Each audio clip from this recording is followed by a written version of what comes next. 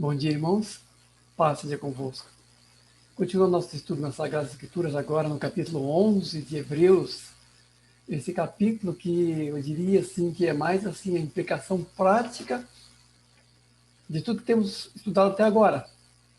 Porque já foi falado do sacerdócio de Jesus, da superioridade de Jesus sobre os anjos, da superioridade de Jesus sobre Moisés, da superioridade de Jesus sobre a lei, da superioridade do sacerdócio de Jesus, que é segundo a ordem de Melquisedeque. E uma explicação detalhada até de como o sacrifício de Cristo faz superar todos os tempos da antiga aliança. Começando pelo próprio sacerdócio de Cristo, que é real e permanente, e até o fato de que tudo aquilo se passou e uma nova Constituição está diante de nós, uma nova aliança no sangue de Jesus. Aqui no capítulo 11 vai falar, por assim dizer, das conclusões e de como isso se refletiu na prática dos antigos e deve ser também a nossa prática de fé e de vida, perante tudo aquilo que pelo Senhor é nos revelado nas alianças. A aliança antiga que teve a sua cota de glória e muito mais a aliança nova em Jesus, que é muito maior e superior do que aquela antiga. Tudo isso obtendo pela fé as promessas, tanto as promessas que, por assim dizer, não foram de todas obtidas no Antigo Testamento, quanto as promessas plenas que temos no Novo Testamento em Jesus e como igreja. Versículo 1 a 6, resumidamente, diz assim: Ora, a fé é a certeza das coisas que se espera, a convicção dos fatos que não se veem. Pois pela fé os antigos obtiveram bom testemunho. Pela fé entendemos que foi o universo formado pela palavra de Deus. Pela fé, Abel ofereceu a Deus mais excelente sacrifício que Caim. Pela fé, Enoque foi trasladado para não ver a morte. De fato, sem fé é impossível agradar a Deus. O primado da fé sobre tudo. A fé é o nome da nossa trajetória. Andamos pela fé, de fé em fé. A fé em Deus.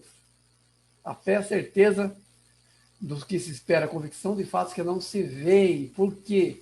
Porque confiamos naquele que é fiel, sem ver as promessas já aqui na nossa frente. E andar pela fé é justamente isso, confiar sem ver assim concretamente num certo ponto, mas confiar. Confiar. Jesus repreendeu o Tomé, porque precisou ver as mãos de Jesus para poder acreditar que ele tinha ressuscitado. E Jesus disse algo muito significativo: bem-aventurado daqueles que não viram e creram, porque creram no testemunho e creram para além das circunstâncias visuais, daquilo que se vê. Andamos por fé e não por vista, como diz em outra passagem, que nós já lemos. Então a fé é certeza. Não é fé cega, não é fé na fé, não é pensamento positivo, não é nada disso. Fé não tem nada a ver com essas coisas. Embora muitas vezes, mesmo no meio evangélico, tenham visto esse tipo de confusão. As pessoas confundindo fé com pensamento positivo, com mentalização, com um monte de bobagem. Nada a ver com isso. A fé é a confiança em quem é fiel. A fé de Abraão, por exemplo, não era uma fé cega. Nós vamos ver aqui o detalhamento dessa fé.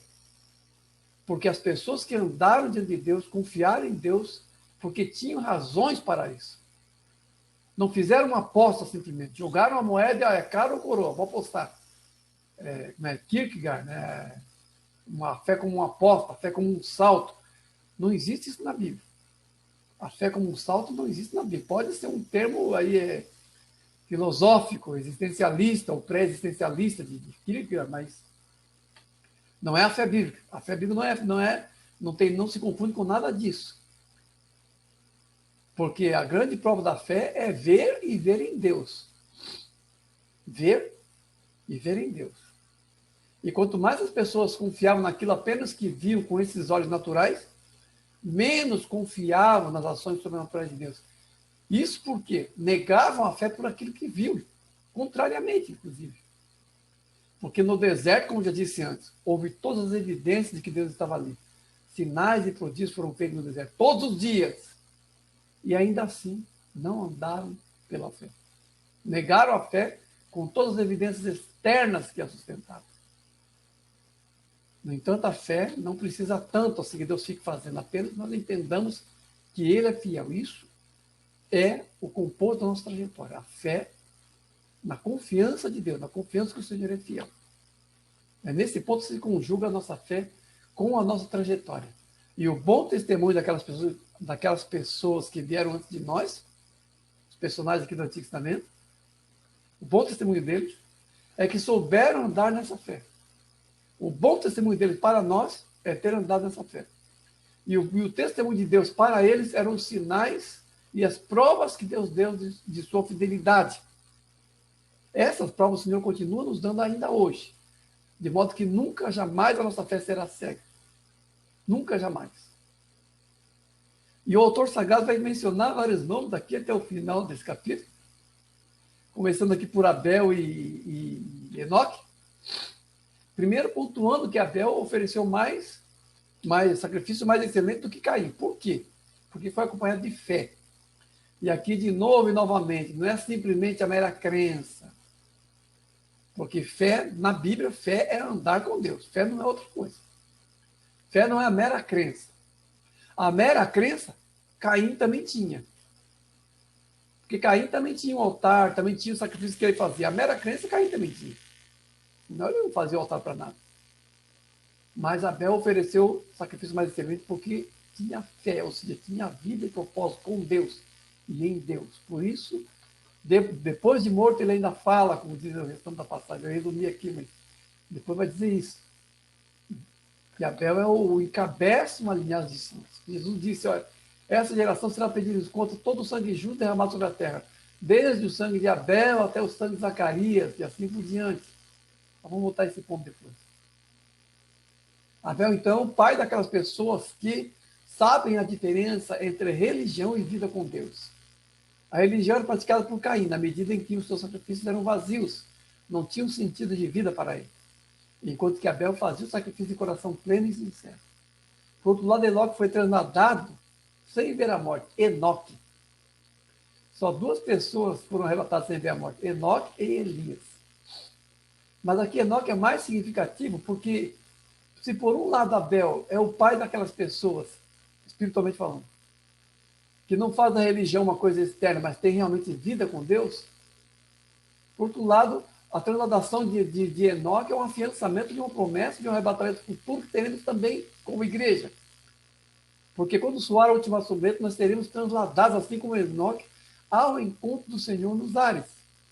Então é como se, de certa forma, no mundo antigo já houvessem dois elementos representativos da vida com Deus verdadeira, para além da mera religião, que é o maior engano, na verdade, da humanidade. E também a possibilidade de ser levado por Deus, para ser levado à presença de Deus, que é uma possibilidade que vai acontecer no momento da segunda vinda de Cristo. Então nós vemos aqui, de certa forma, encabeçada por Enoque por Abel e Enoque, duas etapas. Uma etapa em que o Filho de Deus vive a verdadeira religião, ou vive para Deus, sincero diante de Jesus, e uma outra etapa em que ele é tomado para ir à presença de Deus, que no caso é Enoque. Então essas duas oportunidades estão, de certa forma, ensejadas nesses dois personagens. Nós temos que entender que as pessoas bíblicas, assim como nós, são representativos daquilo que Deus está falando no mundo. Eles falam para nós e nós falamos para o mundo também. Vamos entender isso. Versículo 7 a 16, resumidamente, né? Um grande resumo aqui. Pela fé, Noé, divinamente instruído, aparelhou uma arca, pelo qual condenou o mundo e se tornou herdeiro da justiça que vem da fé. Pela fé, Abraão, quando chamado, obedeceu. Pela fé, peregrinou na terra da promessa como em terra alheia, porque aguardava a cidade que tem fundamentos, da qual Deus é o arquiteto edificador. Pela fé também, a própria Sara concebeu para poder para ser mãe. Todos esses morreram na fé.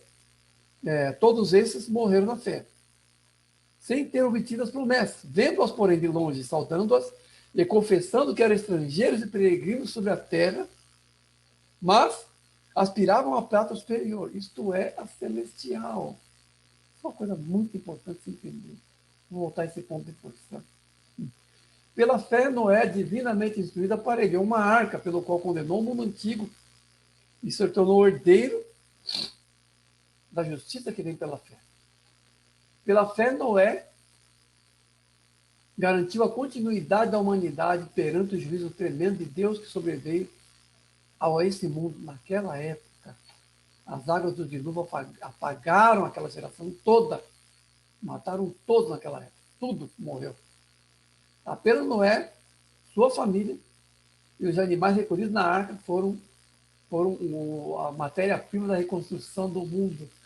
Então, Noé, ele prefigura o crente naquele sentido de ser um testemunho e um juízo para o mundo. Porque cada crente é isso.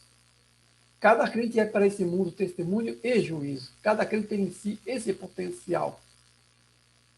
Porque à medida em que ele anuncia, na medida em que ele é luz, ele em si mesmo reprova as trevas. E, de certa forma, julgará o mundo através desse testemunho. De certa forma. Já falamos sobre isso lá na carta aos Coríntios. Não sabeis vós, julgaremos até os anjos, quanto mais. Lembra? É disso que eu estou falando. E Noé, concretamente, foi essa pessoa. Em uma escala assim, física e tremenda com relação às águas do dilúvio, ele foi essa pessoa, a qual nós também somos espiritualmente, e seremos muito mais na segunda vez de Cristo, quando também um juízo tremendo virá. Porque o juízo do dilúvio é a figura do juízo que virá. Se aquela terra foi afogada em água, essa terra atual será queimada com fogo. É isso diz lá na carta de Pedro. E o quadro será como o quadro nos dias de Noé. As pessoas estarão comprando, vendendo, as pessoas estarão assim, apáticas, sem entender realmente que um grande juízo está vindo. E seremos as testemunhas do fim dos tempos, como Noé o foi no seu tempo. O crente é a medida do juízo de Deus, porque o crente dá testemunho contra o mundo da possibilidade de se viver uma vida de fé. Pessoas não aceitam esse testemunho, são condenadas por causa disso. Depois diz sobre Abraão também, que andou pela fé. Abraão é a pessoa mais sintomática, porque nas cartas de Paulo nós já lemos que Abraão obedeceu sem saber para onde ia.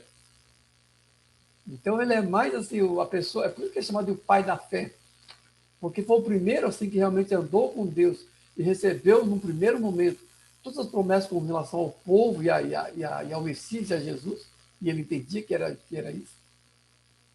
E andou pela fé como em terra estranha, porque antevia a verdadeira pátria que está no céu. Isso é uma coisa importante entender. A percepção de Abraão para além daquela circunstância. Abraão tinha uma visão espiritual daquilo que estava para além daquelas coisas relacionadas à terra propriamente dita. Isso é muito importante nós entendermos que até hoje as pessoas ainda relacionam Israel com a terra, com a coisa física, sendo que aqui Abraão, que é o primeiro praticamente nessa linha, já entendia a pátria verdadeira, já entendia o escopo maior e mais definitivo de suas próprias peregrinações, porque se entendia como alguém em terra alheia. E todos aqueles que andavam naquele tempo se entendiam como andando em terra alheia.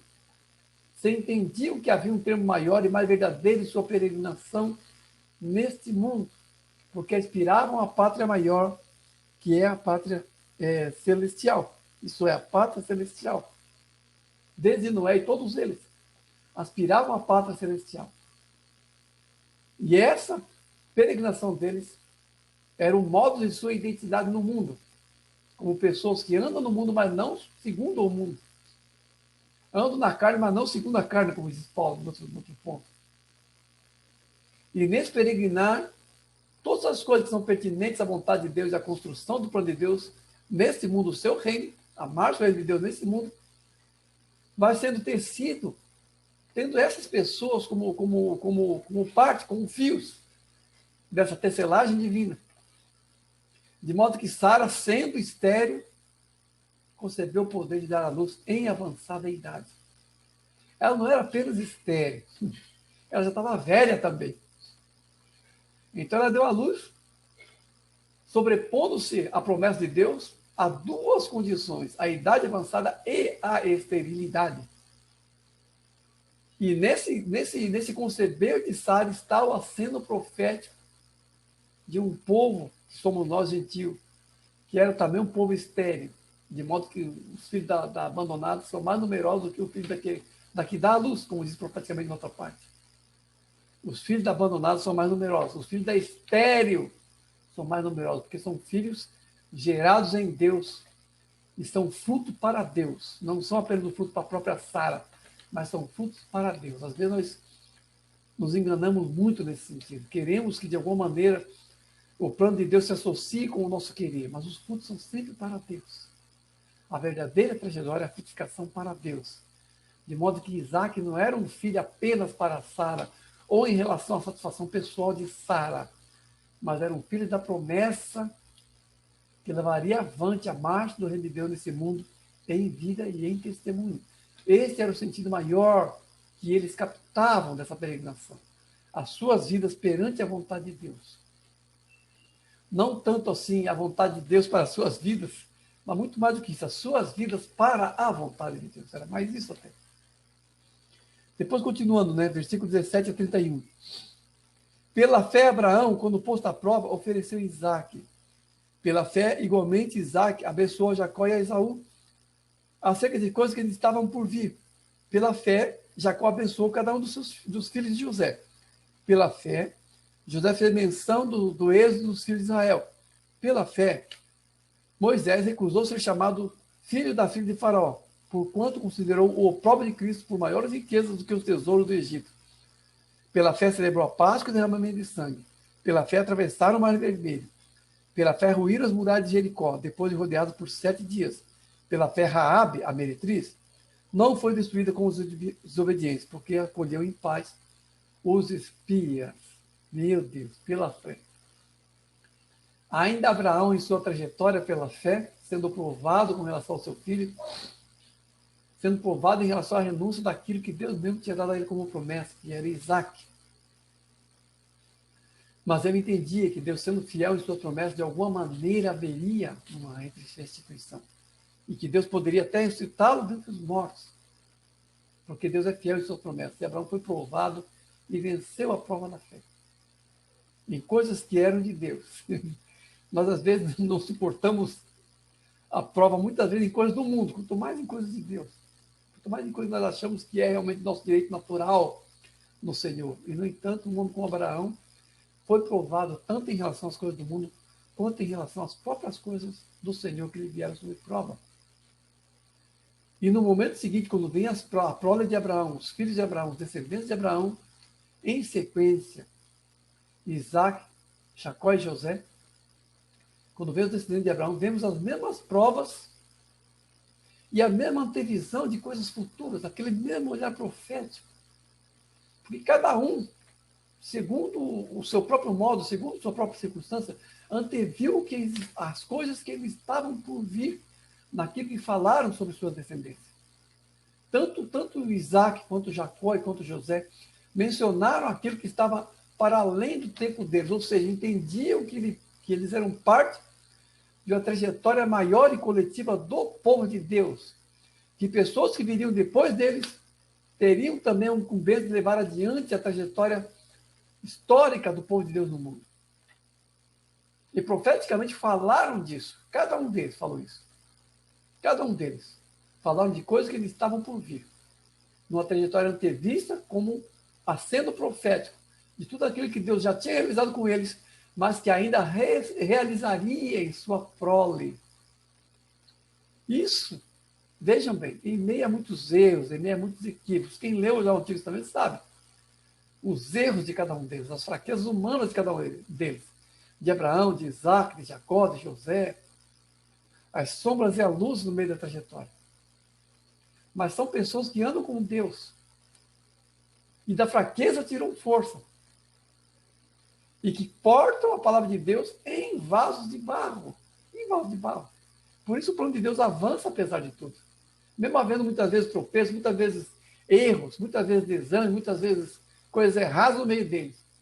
Mas a trajetória principal de fé em meio a essas fraquezas faz com que, apesar disso, o plano de Deus seja visto e antevisto por eles em relação às coisas que Deus ainda vai realizar nos filhos deles e na descendência dele, essa saga tremenda do povo de Deus no mundo, que só terá fim na segunda vinda de Cristo. Somos parte dessa saga. Somos a continuidade dessa trajetória maior do povo de Deus no mundo. E também podemos antever o que o Senhor tem feito e ainda fará em nosso meio, através de nós e também na nossa família. Depois fala de Moisés. Moisés é muito interessante, Moisés nesse sentido. Porque Moisés, nessa linha, é o primeiro que renuncia a algo de grande no mundo para ser algo de grande no reino de Deus. Renuncia-se a algo grande perante o homem para ser algo grande perante o Senhor, perante o céu e não perante a terra. Moisés é o primeiro que faz isso aqui nessa linha. Porque recusa-se a ser chamado de filho da filha de Faraó.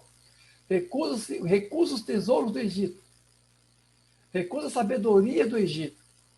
Recusa tudo aquilo que de grande e de maravilhoso havia no mundo, que era encabeçado pelo Egito na época. O Egito era a maior nação na época. Se fosse pegar uma grande nação de hoje em dia, não se compara com o Egito em termos de grandeza, de glória e de todo o espólio de riqueza e de sabedoria que esse povo tinha naquela época. E, no entanto, Moisés renunciou a tudo isso para ser aquela pessoa que ia cuidar primeiro de cabrito, ovelhinha lá em Midian, para depois andar pelo povo, com o povo no deserto. E essa firmeza de Moisés, ou essa espiritualidade de Moisés, ou essa escolha necessária, absolutamente necessária, que faz com que se abra a mão do falso pelo verdadeiro, que é a escolha de todos nós, que é a escolha diária de cada filho de Deus, essa escolha de Moisés, nesse ponto, foi que possibilitou todas as etapas do deserto depois. De modo que as andanças do povo de Deus são, de certa forma, extensão das andanças do próprio Moisés depois. Porque é a nossa vida com Deus que é o andar potencial da nossa família, da nossa casa, do nosso trabalho, do nosso labor, dos nossos estudos. O nosso andar potencial diante de Deus pode e poderá ser o andar da nossa casa e da nossa família, se entendermos quem somos para eles diante do Senhor. Se entendemos isso. Se procurarmos encarnar-nos todo o potencial que está sobre nós, como reis e sacerdotes, perante esse mundo. Eu me aborreço muitas vezes, como vejo crentes assim, com dificuldade de orar por certas coisas, com dificuldade de orar por autoridades, dificuldade de orar pela família, dificuldade de orar por coisas que não sejam seus próprios interesses mais imediatos. Enquanto que nós vemos que esses homens aqui, apesar de estarem numa dispensação de sombras inferior a nós, tinha de alguma maneira a antevisão de tudo aquilo que era grande e glorioso no reino de Deus. Tinham essa antevisão em relação a si mesmo e em relação a futuras gerações. E eu me aborreço muitas vezes quando eu vejo cristãos com espólio muito maior, com riquezas muito maiores de tudo, não terem muitas vezes essa percepção, falharem nessa percepção. Porque Moisés depois leva o povo inteiro no deserto. Inteiro no deserto. A trajetória de Moisés, como cabeça e como sacerdócio, naqueles termos do Antigo Egito, naqueles termos do deserto, naqueles termos do caminho para Canaã, são espiritualmente um exemplo para nós, daquilo que podemos ser também, não apenas para nós mesmos, mas principalmente para o próximo, para a igreja, para a nossa família. Porque aquilo que Moisés renunciou e foi perante o Senhor, foi o modo pelo qual também o povo andou no deserto, sob sábia liderança, sob sábia condução. E é esse Moisés que nós devemos ser também para a nossa circunstância e para a nossa família. Um dos exemplos mais significativos que aparece nesse trecho é o exemplo de Raabe. Meu Deus, isso aqui é tremendo. Raabe, a meretriz. Raabe, a prostituta. Raabe, uma pessoa de uma vida assim, necessariamente promíscua, por assim dizer. Porque o ofício dela era se dar aos homens. O ofício dela era ser usada e abusada. E, no entanto, dessa vida, desse nível moral, ela viu o povo de Israel, soube do povo de Israel, soube dos feitos de Deus do povo de Israel, e teve uma fé muito maior do que o próprio povo de Israel em relação ao seu Deus. Porque a confissão de Raabe é: o Deus de vocês, o Deus de Israel, é o Deus lá em cima, no céu, e aqui embaixo na terra. Por que é tão importante essa declaração de Raabe? Porque ela confessa que o Deus de Israel é o Deus verdadeiro. Não é um Deus assim circunstancial, não é um Deus temático, não é um Deus regional, porque tudo isso eram conteúdos dos povos pagãos. Os povos pagãos tinham deuses de temas, Deus da agricultura, Deus do amor, Deus disso, Deus daquilo, Deus daquilo. Todos os povos eram assim. Tinham deuses de lugares, tinham deuses de locais, como tem o paganismo hoje em dia, ainda tem isso. Não tanto assim proeminente, porque o nosso contexto não é pagão. O mundo já foi iluminado pelo Evangelho pelo menos uma vez. Mas naquele tempo, não. Raabe é uma mulher que está vivendo como prostituta diante de um Deus falso. E, no entanto, através de tudo isso, através dessas sombras, dessa escuridade de sua existência e de suas heranças, ela consegue ver o Deus de Israel como o Deus verdadeiro. O Deus de vocês é o Deus lá em cima, no céu, aqui embaixo na terra. Pessoalmente considero uma confissão de fé ainda maior do que a de Pedro. Comparativamente, claro. Porque o Senhor Jesus é o Senhor Jesus, óbvio. Claro que quem confessa Jesus faz uma confissão maior do que quem confessava, por assim dizer, algo debaixo da lei ainda. Mas entendam bem que ela está falando de Deus. Né?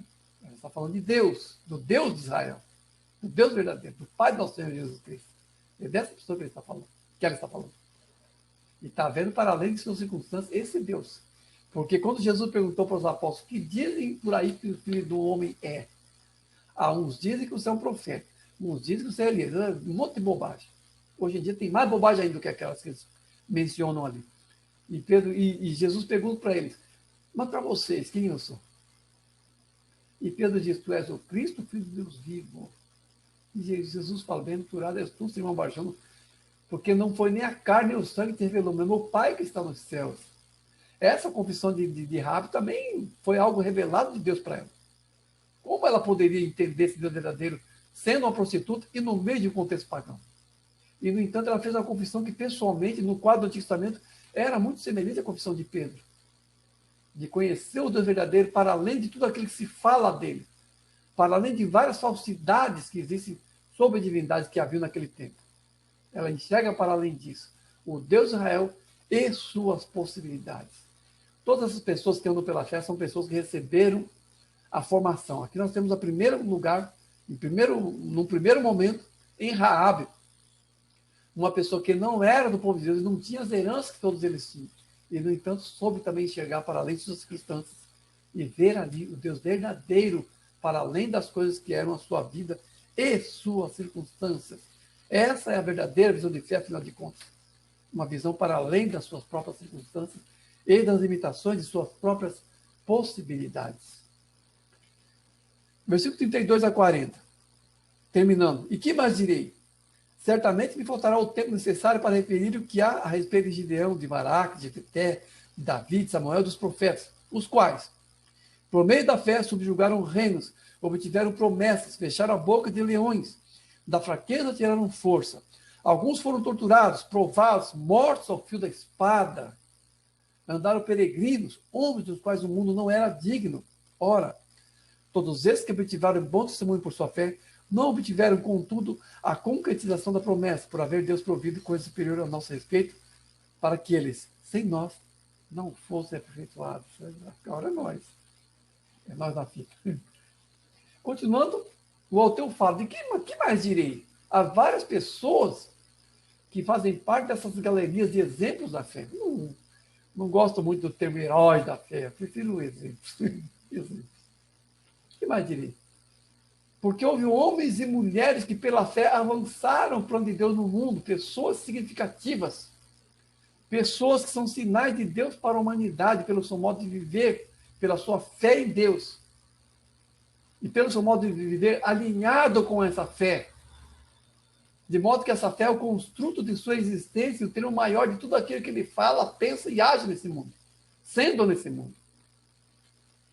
Essas pessoas, ainda há várias delas, e ainda haverá até o fim. Ainda haverá até o fim.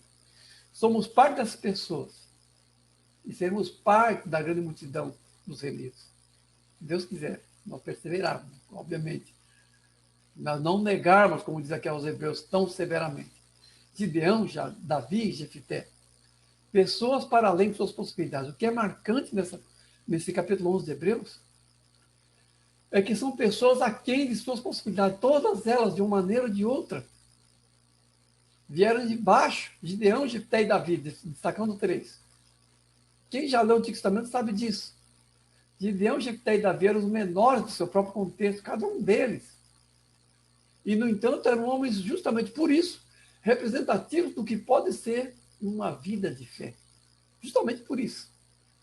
por alçarem para além de suas próprias fraquezas e possibilidades diminutas do enquadramento do mundo, no enquadramento da família, muitas vezes, no enquadramento dos valores, das estruturas desse mundo.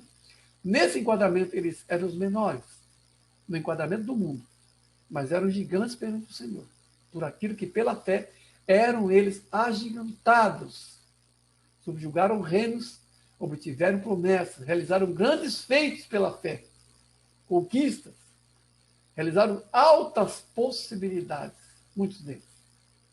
Davi, Jefté, Gideão, Jefté, fizeram tudo isso. Mas a galeria não se detém apenas em pessoas que realizaram grandes coisas, que conquistaram grandes promessas. Há um outro grupo de pessoas que, igualmente pela fé, foram torturados, provados, mortos ao fio da espada, andando peregrinos, se escondendo, cerrado pelo meio. Não li tudo aqui para não ficar muito longo. Há pessoas que, igualmente pela fé, também sofreram grandes perdas, também sofreram grandes sanções, sentiram a ira do príncipe desse mundo sobre eles, as perseguições, as injúrias. Muitos foram provados e, pela fé, tiveram a prova da perda ao invés da conquista. Eu diria que hoje em dia, um dos maiores equívocos que temos no meio da igreja é a inversão das possibilidades da fé. Porque se aqui na carta aos Hebreus há essas duas galerias de pessoas que conquistaram grandes coisas, realizaram grandes feitos, e há um segundo exemplo de pessoas que ao invés de realizarem grandes feitos, foram justamente maltratados, abandonados, andando errantes, se escondendo, se há esse segundo grupo, com certeza a igreja é mais semelhante a esse segundo grupo do que aquele primeiro. Por aquilo que foi a própria trajetória do Senhor e que é um aceno profético do que deve ser a própria trajetória da igreja. Porque o nome da nossa perseverança agora é carregar a cruz. Quem quiser ser meu discípulo, negue-se a si mesmo, tome sua cruz e me siga. Isso faz a síntese maior dessa segunda possibilidade de heróis, já vou falar heróis, de exemplos de fé, desse segundo grupo. É mais parecido com esse segundo grupo. Os exemplos do Evangelho, a trajetória de Paulo, por exemplo, que de modo tão preciso encarnava essa questão, do sofrimento, dos açoites, do abandono, de tanto ser humilhado quanto ser exaltado, de tanto estar pobre como rico, de tanto ter como não ter, e tudo podendo pela fé. Essa possibilidade é mais semelhante àquilo que deve ou deveria ser a trajetória da igreja.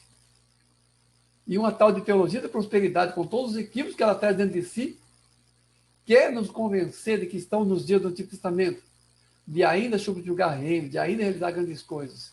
Enquanto que as maiores realizações do reino de Deus agora é a própria trajetória vivida no anonimato, fazendo com que a igreja se torne muito mais semelhante a um grão de mostarda do que qualquer outra coisa que de grande e de glorioso aparece no mundo. Eu sempre digo e sempre vou dizer, há um equívoco muito grande na famosidade da igreja. A igreja está muito visível demais, não deveria. Mas eu acredito que da parte do Senhor pode vir realmente uma circunstância que nos alinhe na marra com esse grupo. E que nós mesmo, em nosso tempo, poderemos chegar a ser ainda torturados, provados e mortos ao fio da espada. E sermos aí sim, nisso, homens dos quais o mundo não é digno. Nos tornarmos homens e mulheres dos quais o mundo não é digno. Pelo contraste daquilo que de mais vividamente distingue o evangelho dos cursos desse mundo. É provável que chegamos a ter esse contexto em nosso tempo. As pessoas que andaram na fé lá no Antigo Testamento, passaram por uma e por outra circunstância. Mas aqui, no final, o autor fala algo muito interessante. Não obtiveram a promessa. Acenaram para as promessas, mas em seu próprio tempo, em sua própria condição, não obtiveram a promessa. Lá no tempo deles, não. Por quê? Porque a glória da segunda casa é maior do que a primeira. Por isso. Porque Moisés e a lei eram sombras. Moisés e Israel eram sombras do que viria a ser Jesus e a igreja. Por isso que eles não tiveram a promessa. Porque tudo aquilo que por mais de grandioso, por mais que sirva de exemplo para nós, por aquilo que possa ser pela fé lá no Antigo Testamento, ainda é uma dispensação inferior. Ainda está em um quadro geral de uma dispensação inferior a que se revelou em Jesus agora. O sangue da nova eterna aliança, que fala de coisas superiores do que falava o sangue de Abel, como diz a própria carta aos Hebreus.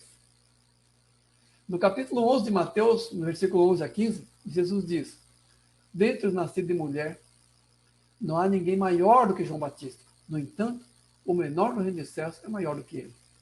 De que maneira o menor do reino dos céus é maior do que o maior no Antigo Testamento, no reino dos céus?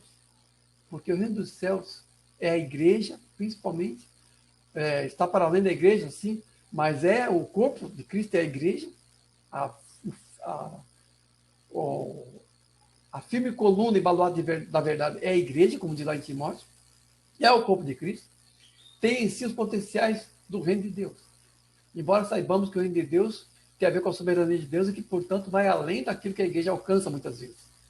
Mas eu diria que é na igreja que está a graça, porque Jesus é o cabeça dela. E a configuração corpórea do povo de Deus é a igreja agora. Por isso que eu não acredito naquela questão da teologia da substituição. A igreja tomou as promessas reais. A igreja continua as promessas reais. Não tomou nada, apenas continuidade. O que nós somos em Jesus é o que o povo judeu deveria também ser em Jesus. E não é porque não quer. A hora que quiser, vai ser. A hora que quiser, vai ser. Se nós fomos enxertar na oliveira que era eles, quanto mais eles não naquilo que já eram as promessas dele anteriormente. Isso diz Romanos capítulo 11. Diz isso. Sendo a glória de segunda casa maior do que a primeira, e sendo essa dispensação da graça maior do que a dispensação da lei, obviamente que tudo que está aqui é maior do que lá. Então, mesmo sendo João Batista o último profeta do Antigo Testamento, e aquele que faz a ponte entre o Antigo e o Novo Testamento, sendo João Batista ainda o último do Antigo Testamento, ele ainda é contado naquela ordem inferior das coisas do Antigo Testamento, que ainda são sombras. Apesar dele já ver a Jesus pessoalmente. Mas ele ainda é contado como alguém do Antigo Testamento. Portanto, o menor do reino dos céus é maior do que ele. Porque está debaixo de uma graça muito maior pelo sangue de Cristo, por aquilo que é a igreja, do que por tudo aquilo que era o sangue de bodes e bezerros ou Israel no Antigo Testamento. Por isso, 1 Pedro capítulo 1, versículo 12, ele também fala sobre isso. Que as pessoas que andavam de nós, que profetizavam sobre Jesus, sobre aquilo que havia Jesus, suas agonias, sua paixão e a glória que ia seguir, a sua ressurreição e sua vitória sobre todas as coisas, as pessoas que lá no Antigo Testamento profetizavam sobre isso, sabiam que aquilo não era para o seu tempo, sabiam disso. Foi revelado a eles coisas que se concretizam agora para nós. Ageu e Zacarias profetizaram, a glória da segunda casa será maior do que a primeira, enquanto estavam construindo o segundo templo, lá no Antigo Testamento, no final do Antigo Testamento. Tudo isso falando desses dias, em que a segunda casa, que é a igreja, que é o corpo de Cristo, é maior do que a primeira casa, que era o templo, que era Israel, que eram aquelas cerimônias. Tanto quanto Jesus é superior a Moisés, a igreja é mais do que Israel, como o povo de Deus. Não obtiveram a promessa. Por quê? Porque a plenitude veio pela cruz. A lei foi dada por Moisés, mas a graça e a verdade vieram por meio de Jesus Cristo, como diz o próprio Evangelho de João. Agora somos plenitude do povo de Deus, somos reis e sacerdotes, porque o Senhor Jesus nos comprou para Deus. De todas as tribos, povos, livros e nações. Todos os povos, línguas, nações. Todos os povos agora são povo de Deus. Sacerdócio real e povo de propriedade exclusiva é qualquer pessoa agora que se achega a Jesus. Ele é o cordeiro que foi morto e com seu sangue comprou para Deus e construiu o reino de sacerdote de todos os povos, tribos e nações, como diz lá Apocalipse 5, 9 a 10. Apocalipse capítulo 5, versículo 9 a 10. Há essa afirmação. A igreja é isso. Aprende tudo aquilo que fez todas as coisas. Isso é a igreja e isso é o povo de Deus atual. Que nós sigamos o exemplo de todas as perdas e de todas as renúncias dessas pessoas. Principalmente no capítulo 11, esse segundo grupo. Porque mais do que conquistar reinos, fechar a boca de leões, damos o nosso testemunho nesse mundo, selando-o até com martírio, se for o caso. Se isso está reservado para nós, Que o Senhor apenas nos fortaleça, para que nosso testemunho seja pleno e a igreja do primogênito, arrolada nos céus, se manifeste agora, nesses últimos dias, através de nós, em toda a plenitude daquilo que o Senhor quer fazer nesse mundo, através do seu povo, que é a igreja. Sejamos prontos para isso e tenhamos esse entendimento, para que o Senhor possa fazer uma grande obra em nossos dias, sobre o que, em fim dos tempos, tem chegado. Amém? Deus abençoe os irmãos.